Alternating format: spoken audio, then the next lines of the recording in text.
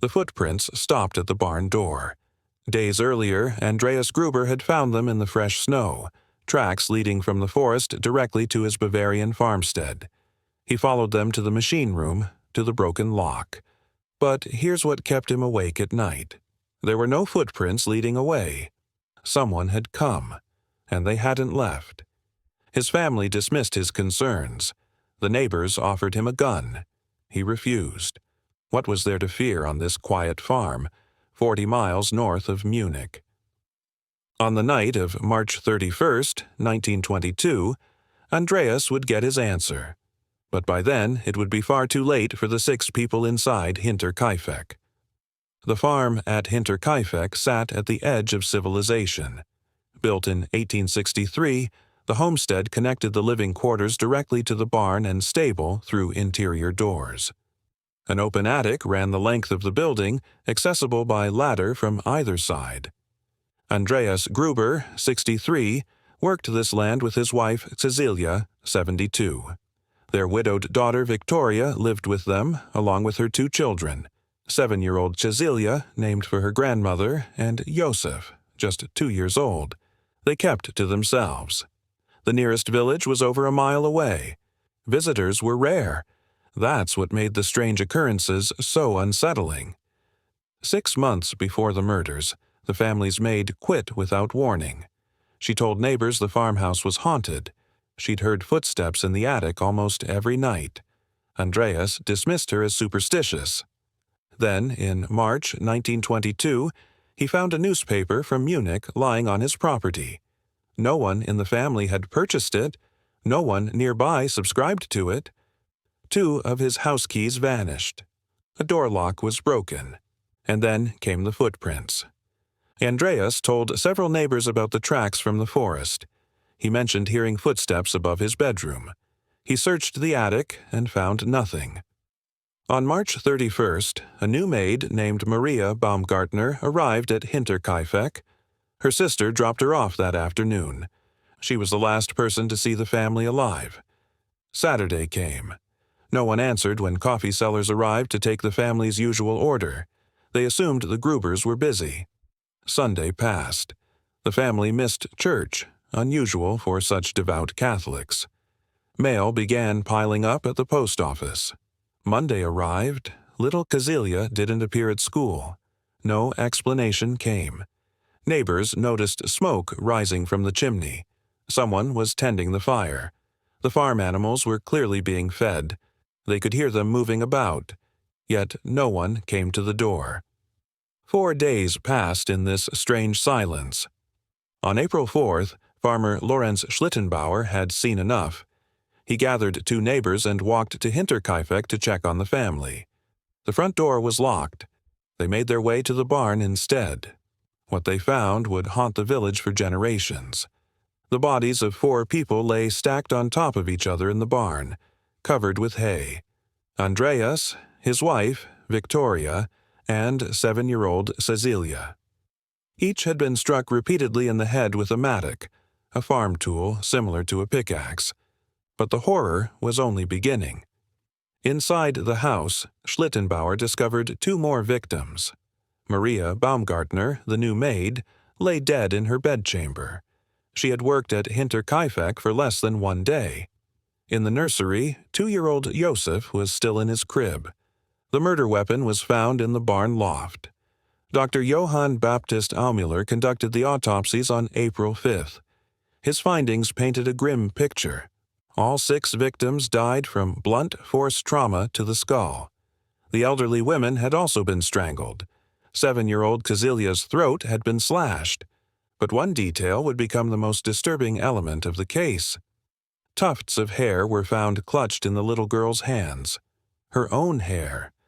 The physician determined she had survived the initial attack and lay dying in that barn for hours, long enough to tear out her hair in terror while surrounded by her murdered family. Investigators reconstructed the sequence. The killer had lured the adults to the barn one by one, executing them in turn. Only then did they enter the house to kill Maria and the infant. And then something unprecedented happened. The killer didn't flee. They stayed. For 3 days following the murders, someone remained at Hinterkaifeck. They ate the family's food, they slept in the beds, they fed the livestock and tended the property. The farm dog was unharmed. Smoke continued rising from the chimney. The animals stayed healthy. The unique layout of the farmstead, the connected buildings, the open attic, allowed the perpetrator to move freely without being seen from outside. They lived among 6 corpses as if they belonged there. On April 1st, around 3 in the morning, a neighbor passing by spotted 2 strangers standing at the edge of the forest near the farm. When they realized they'd been seen, both turned away to hide their faces. By the time police arrived from Munich, 45 miles away, the crime scene had been catastrophically contaminated. Dozens of villagers had walked through the property before investigators could examine it. Still, certain facts emerged. Nothing had been stolen. Large sums of money remained in the house. This wasn't a robbery. The killer was someone comfortable with farm work, skilled enough to maintain the property for days.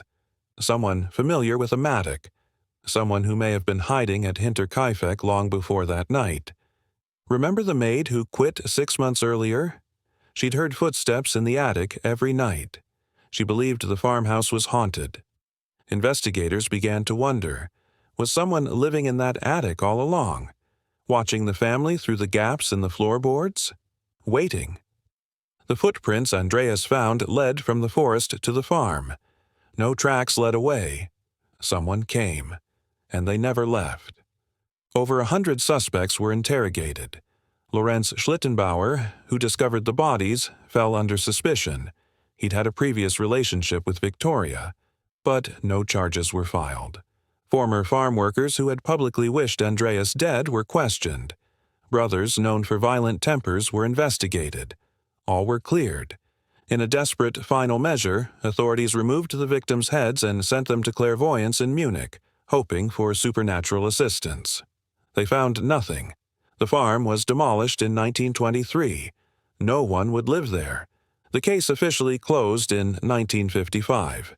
Then, 50 years later, something remarkable happened. In 2007, students at the Bavarian Police Academy in Fürstenfeldbruck reopened the Hinterkaifeck case. Using modern criminal investigation techniques unavailable in 1922, they analyzed the surviving evidence.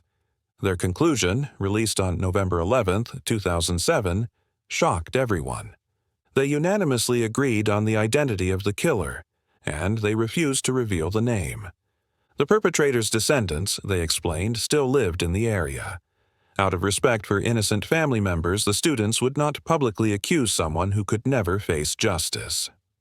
After 85 years, someone finally solved the Hinterkaifeck murders, and the answer will likely never be known.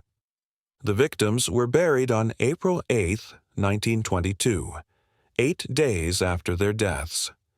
More than 3,000 mourners followed the 6 coffins to the cemetery in nearby Weidhofen. The victims' heads, sent to Munich, were lost during the chaos of World War II.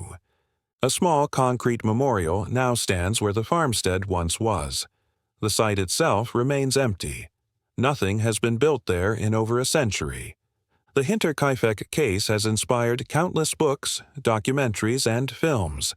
It remains one of Germany's oldest unsolved family murders, a reminder of what can happen when strange warnings go unheeded. Andreas Gruber saw the footprints in the snow. He heard the footsteps in the attic. He found the newspaper that didn't belong.